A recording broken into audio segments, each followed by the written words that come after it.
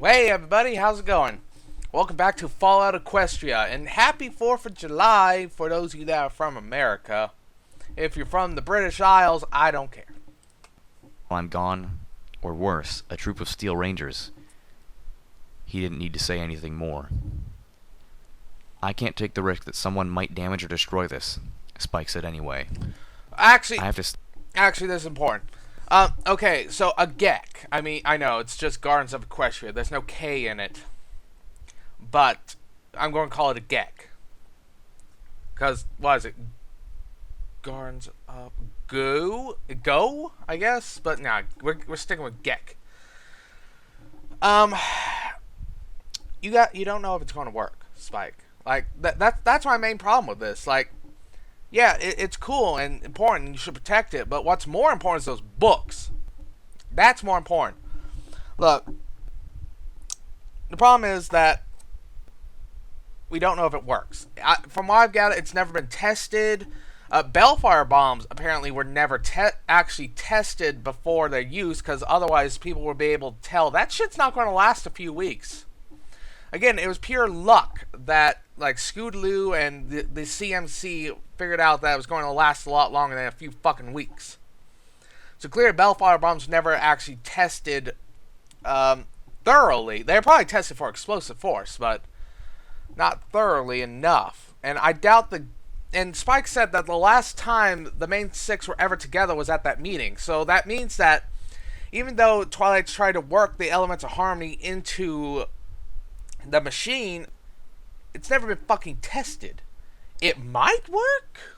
It might not. That maybe.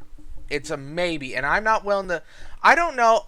It's important and I would want to protect it, but I don't know if I'm willing to base everything on it. Furthermore, you need 6 very specific people to use it. Like, you can't just take normal people. You need 6 very specific people. And they all got to be friends with each other.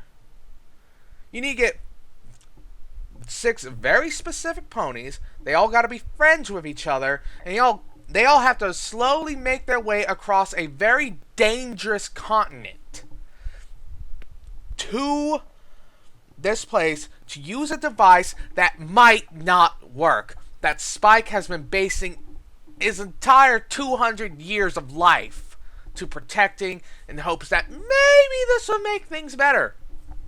Fuck that. Okay? Look.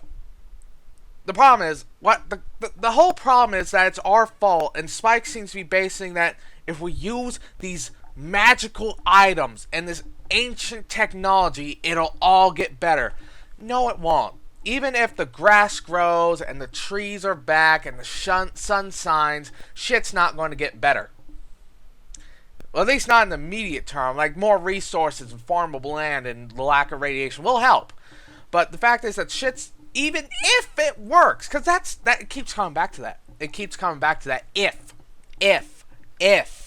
Because it's likely this thing is never going to fucking fire. Because, again, you need like 6 specific ponies. You need them all to be friends. And they need to survive the journey. You see the problem with this, right? And even if they do all this amazing crap and make it here, what if it doesn't work? What if it doesn't work? What then? Spike just wasted 200 years protecting something that by all rights probably doesn't work. How many ponies could he have saved? What could he have done to help? Now, if there are ways to make this better, there are ways he could have helped people and protect at the same time, but that requires a whole different discussion. Now, I'll get into at a later date. Like, again, he's got to have fresh water. He might not have food, but you know what water is. You could trade that shit. You could build like a little city at the base of your mountain. Use that to protect you. Dragon Lord Spike. It could be a trading hub and could gather ponies and you search them for element users. I mean, there's actually more to this plan than me just making bullshit. I've thought about this, but I don't want to take up too much time talking about this plan I came up with for protecting the books. Because, again, the GEC might not work. And we, from Fallout players, knows it works. But that was the GEC. which was regularly tested by Vault-Tec.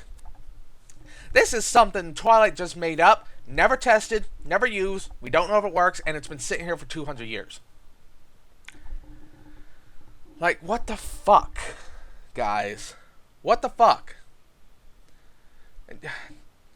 You know how much good Spike could do? I mean, he's got so many books. He's got so much knowledge. Like, he could gather people to him. He's just sitting here. I don't hate him. I understand his reasoning. It's just, it might not work. You're basing everything on something that might not work. How much good could you have done? Like, Jesus Christ, Spike. Like, I could keep going on. Stay here. Keep guard. Until I can find the right ponies. I sat down next... You assume that they're all going to be alive at the same time. You assume they're all going to know each other. You assume they're all going to be friends. You assume that they can survive making it to you. And you can't leave. He can't leave because he has to guard that. He has to stay there and guard that. You know, because, like, God forbid something happens while he's gone for, like, 10 minutes. I mean, he can fly. He can... And Equestria ain't that big. Like, dude. There's so many things wrong with this plan. Next to the laughter dais, my eyes wet.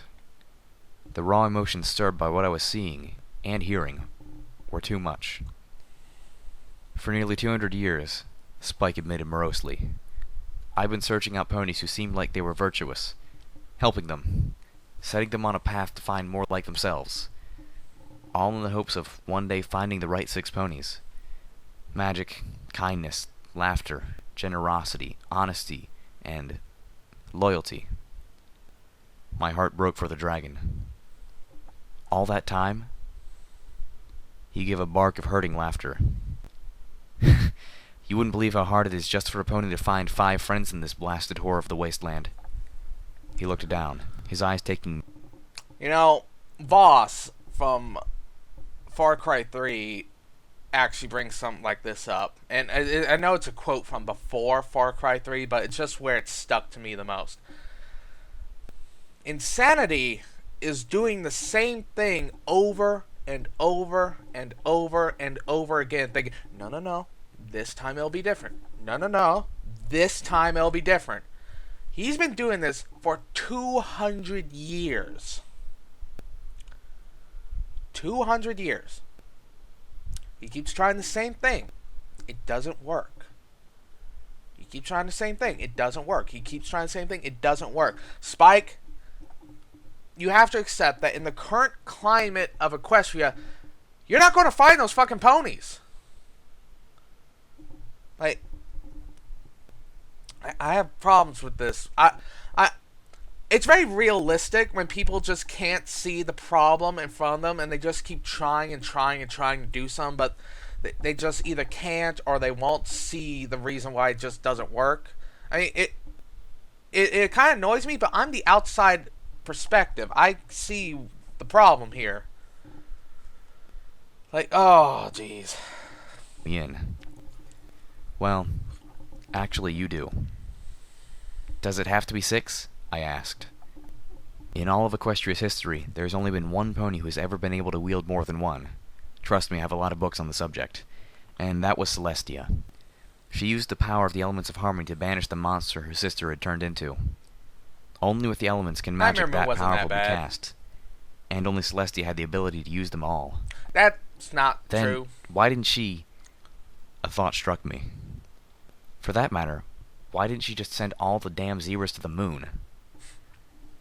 Because she's dead too, Spike informed me bluntly. And even when she wasn't, she couldn't use them anymore. They were no longer hers to use. I stared up at the nearest dais. The tiara, Spike had informed me earlier, was the element of magic. I found myself reminded just how pathetically unmagical I was.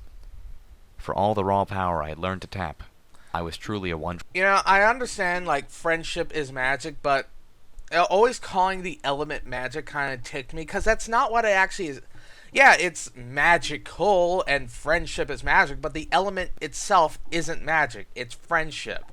It's the element of friendship. The fact that it gives you cosmic magical power.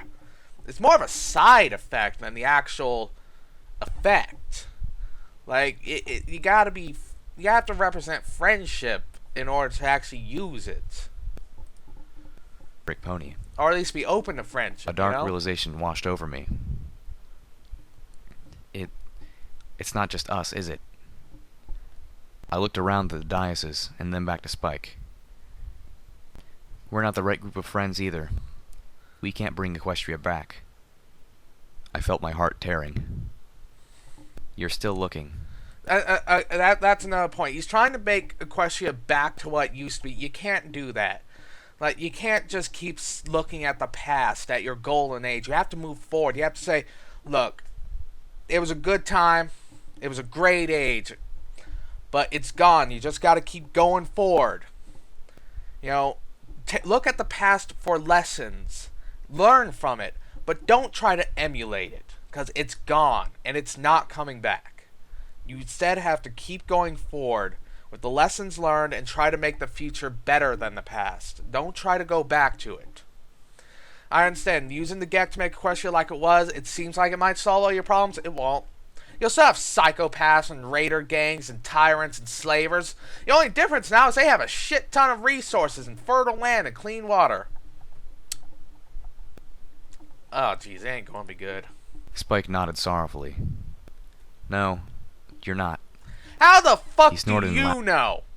That's another thing. How the fuck does Spike know? The elements choose their own wearers. They're kind of like sentient magical. Spike just can't say, no, you're not. It's not his choice. It's not Spike's choice. It's the element's choice. It's not his. Maybe that's the fucking problem. Maybe that's it. Maybe Spike is looking for people who are like his friends from when he was just a little baby dragon. Instead of looking for the people who the elements choose, he's trying to pick people who are like his friends. When clearly, they failed. They failed hard. That could be one of the problems here. Again, I don't like this plan because there's a lot of maybes involved in it. So I prefer if Spike just helped out right now. And still guard the thing. Why doesn't he get robots? Why doesn't he get an army of robots? He's smart enough. He has manuals. He could be like the automaton, just better because he actually watches what his robots are doing. After again. Don't feel bad about it, though. You're an amazing pony and you have amazing friends. I have no doubt that the group of you will do a lot more good for Equestria. It's just not your destiny to heal it. How the fuck do you know? I have problems with this. Because it's not his choice. Celestia didn't choose the elements. They chose her. Twilight Sparkle and her friends didn't really choose the elements. They chose them. What the... How do you know, Spike? He doesn't know. He doesn't know. He just doesn't know. God, it actually kind of fits Spike, because as much as I love Spike, he is kind of a dumbass like this. A beautiful, green, healthy Equestria. Full of life. Just a spell away. You don't know that! Okay, I have problems that they're basing their hopes and dreams on this when it might not work. It's like putting all your eggs in one basket. Not just one basket, but one basket you just fucking found in the side of the road. And say, oh, wow, there's a nice basket. Oh my god, I have so many problems with this. I have problems with this, but it's so realistic. People do this. Ow, fuck. But people do this, and it's so realistic. Oh my god. Insufficient. I'd never felt more worthless. Hey, Spike scolded, reading my expression. It's not your fault. Hell, imagine how hard it is to find a pony with the virtue of laughter in the equestrian wasteland. I thought of Ditsy-Doo. I can't keep pausing to bring it up. I'm sorry. It's just, it fucking gets me. Spike is failing hard. And it hurts because I like him. Oh my god, Spike, why? I see so many problems with this plan. I just can't help pausing every few seconds to bring them up. Like, oh, I just gotta stop and listen. Just And felt a spark of hope. We might be the wrong ponies. you don't know that. It's Maybe I not could start Spike's Spike on the right decision. path It's to the finding elements. the ones who are. I think I know who you're looking for. I swore that I would never speak a word of what Spike had shown me. I almost wished he hadn't. The consequences of an enemy learning of what Spike was protecting in this place was no less than the doom of Equestria's greatest hope. It was a heavy secret, even for a dragon. Hope is the first step And on the I was a road very to small disappointment. I don't actually believe that, but it's On very our way good back here. to the others, I noticed something that Spike had unintentionally blocked my view of before. Set high into the wall, it was a case of glass. In the case were 6 statuettes. I knew them well. I already had 4 of my own.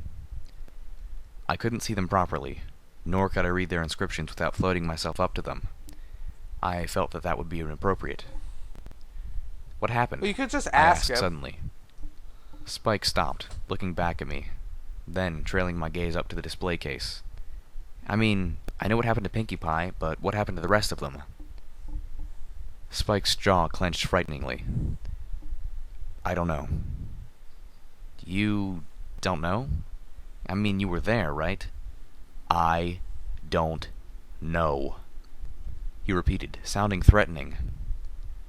I took a step back, swallowing hard, suspecting that I had crossed a line, and probably destroyed any bonding that had begun in the chamber behind us.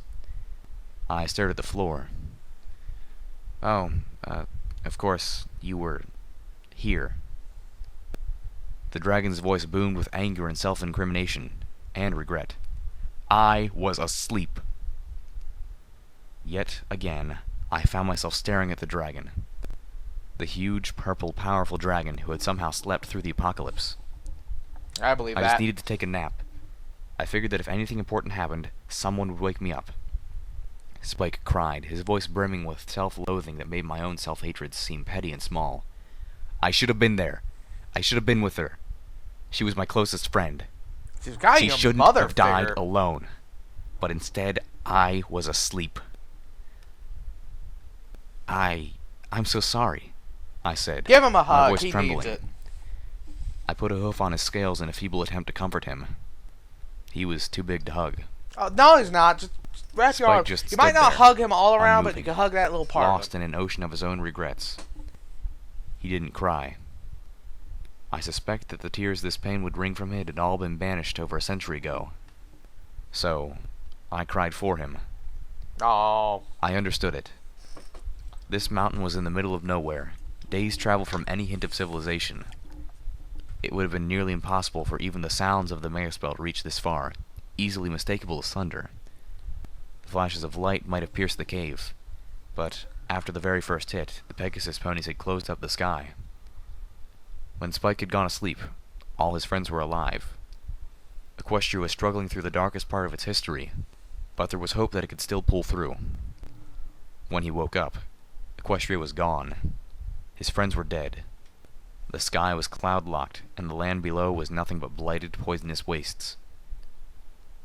I wondered how he had ever been able to sleep again. I just want you to remember, Spike told me as we approached the main room of his house, that the Gardens of Equestria was the real gift that Twilight Sparkle gave to all of us. His voice took on a slightly hard edge. I know that as you travel, as you poke your nose into places and memories, you're going to hear things or learn things about my Twi. But this, what you saw back there, that is the true heart of Twilight Sparkle. I won't Yeah, forget, I get that. I promised. And remember, this is your secret now. And my little breakdown back there, that's a secret too. Oh, give him a hug You right breathe on the one word of snout. that, and I'll eat you, Spike said dourly, then cracked a smirk. All right. Or C- for that matter, c- if 'cause- you make any jokes. Because I understand, like, they're different species, but I feel like eating any sapient or sentient... Well, sentient just means they have feelings. Sapient is human-like intelligence, I believe. eating any sapient species, even if they're a completely different race than you, is kind of cannibalism. Don't be a cannibal, Spike. Don't take that perk. Little Pip should, because I would love to see that shit.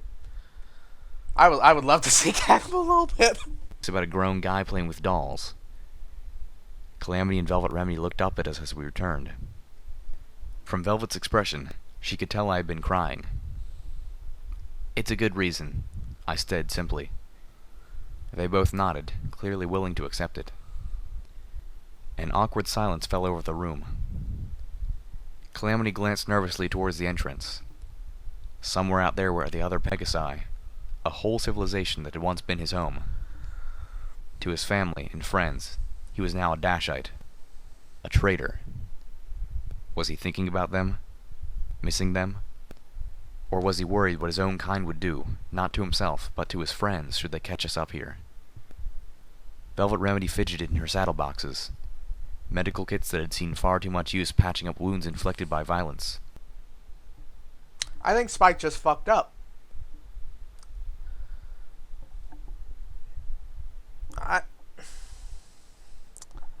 Again, it's not his place to say who is or isn't an element harming. That is not his place. He is vastly overstepping himself there. Magic, the element magic isn't actually magic, it's friendship. Loyalty, Calamity, kindness, Velvet. I mean, she's a dumbass, but, so was Fluttershy. That didn't stop the element of kindness from picking her. Fucking Fluttershy. Like, I never thought I'd say that, but fucking Fluttershy. Steelhooves, I can actually kind of see generosity with him. Magic could definitely go a little bit. Again, I don't like calling it the element of magic. I call it the element of friendship, because that's what it really is.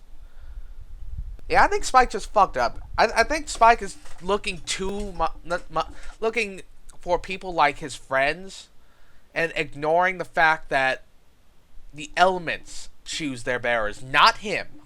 Not him. That's not how it works. Also, I really don't like the idea of pinning all of Equestria's hopes and dreams on one machine that, as by all rights, never been tested, never been used, only had one giant dragon to maintain them.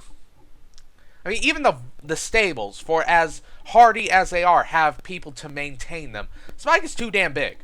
Spike is too goddamn big. Like, this is just a bad plan all around, guys. It's a bad plan. The singer, an aspiring medical pony, a pacifist by nature, to whom the thought of harming another pony was abhorrent, now wore 3 weapons, one of them a combat shotgun. She'd stopped speaking to us like we were capable of horrible things because now she knew she could do what we were capable of. Instead, she retreated into a fantasy world that was more of a minefield than she could ever know. Spike. I could almost feel the pain everyone was hiding. "Tell us about them," I said, breaking the silence. Everyone turned to me. "Twilight Sparkle, Rainbow Dash, Fluttershy, and the others. You knew them, Spike. Tell us about what they were like when they were younger. When they were happy. Tell us of the good times, Spike. Everyone here needs to hear that. Including, if not especially, you." Wait, I gasped. She got them to let her go by whining? Calamity was laughing. "And give up all them jewels to boot?" Spike nodded, a big smile on the dragon's face. "I'll have to remember that," Velvet Remedy said with dangerous silkiness. Oh no. "Great, Spike," Calamity muttered. "You doomed us all." I clopped my hooves on the cave floor in applause. "Tell us another one." You can just do this little This was bit. good. You don't need to cop them Calamity had cheered up immeasurably at the tale of how Rainbow Dash had stood up against her own for the buffalo. Velvet Remedy had virtually fangasmed over Fluttershy's caring for a sick phoenix. And I could tell that talking about all of them, especially Twilight Sparkle, was doing Spike a world of good. I opened up my saddlebags, pulling out sparkle coals for each of us. One of the bottles had wedged itself against the audio recorder I had found on the cliffside, forcing me to shake it loose. Part of me felt bad that Steelhooves couldn't be in here with us sharing these memories. But I understood all too much why Spike didn't want a Knight of the Ministry of Technology poking around his lair. Instead, I tried to memorize the stories so that we could share them with him. Okay, here's another one. This is a story about Twilight Sparkle's first winter wrap-up. What's a winter wrap-up? Calamity asked, opening the Sparkle Cola I had passed to him. Carrot-flavored liquid erupted in his face. He shot me a look. Oh, come on, I chortled. I owed you that for the Ministry of Awesome. He glowered, then chuckled. Velvet Remedy floated him a cloth to wipe his face. Sticky Spike fur watched has us to with be the amusement, worst. waiting for Calamity to dry himself before answering. Well, that's when the ponies of Ponyville will clean up the winter so that spring could start properly. As he looked at us, I could see it dawning on him that none of us had even the slightest clue what he was talking about. 2 of us were from stables and had never experienced a winter. Calamity had been an outcast long enough to have been through a few, but only wild winters that wrapped themselves up on their own. The Pegasi had long stopped aiding the passing of the seasons. Yeah, what? Well, normally in Equestria, one season would be aided to finish neat and tidy by magic, but Ponyville was founded by Earth Ponies, and it was tradition to help wrap up winter the Earth Pony way, without magic. But they had unicorns and Pegasi living there too, Velvet Remedy questioned. So why didn't they use magic? Spike nodded. I thought it was silly the first time too. The first half dozen times, actually. Wasn't until I visited Philadelphia that I understood. Understood what? I asked. Well, it's more difficult for Earth Ponies, Spike explained. They don't have magic. They don't have wings. A lot of the time, they have to work 3 times as hard to get half as much done. But they will, without a complaint. You won't find ponies as proud or as stubborn as Earth Ponies. I took Spike's word as the generality they were, although I wondered how they might apply to our friend clad in steel. Of course, Earth Ponies were exceptionally innovative. Wait until I tell you the story of when Pinkie Pie chased down Rainbow Dash and a Griffin in a crazy flying machine. They're always looking for a way to do more work easily. That's why Earth Ponies have been the ones to push technological progress. Equestria probably would never have come up with the wheel if it wasn't for Earth Ponies. I believe it, yeah. Calamity agreed. Yeah, I can see that. Well, the part about the wheel. I don't much believe no Earth Pony could have kept pace with the Rainbow Dash. I smiled at that. Spike returned to his story. It all started when Twilight waking me up way too early and, I told you, you are not welcome in here. I turned, knowing that Steelhooves must have walked into the cave. Maybe he overheard our voices and wanted to say something about Earth Ponies. That would certainly fit the proud and stubborn label. Steelhooves was backing into the cave. Not good. Sorry to intrude, the Steel Ranger said, but you have more company. Fry me if you must, but you might want to deal with them first. Calamity's voice was nearly a growl as he said, Them? 4 Pegasus ponies, completely entombed in nightmarish black Pegasus Enclave armor, flew into the room, landing directly in front of us. Spike reacted immediately. The green-spined purple dragon drew himself up to his full height, snorting flame and spreading his wings wide. You are not welcome here. They stood their ground, although 2 of them backed up a pony's length. Seems you have some other guests, the lead Enclave Pegasus said casually. They are here at my invitation. You are not. The lead Pegasus spread his forehoofs in a disarming gesture. We're just here to make sure they find their way safely back beneath the clouds, he said amiably. I think we can find our way ourselves. Calamity had lowered into a fighting stance. He kicked a handle below the bit piece of his saddle, a lever that had not been there before Tenpony Tower. I heard a clicking inside the battle saddle as the ammo type changed. Oh, god damn it, I have to end the video. He had just swapped in armor. Fuck. Things are just getting good. Okay, final notes before I end this video. This plan has so many problems. We finally got to meet the Enclave. They're probably just as much dicks as they normally are. And shit, I really don't have a lot of time to talk. See you guys later. Bye.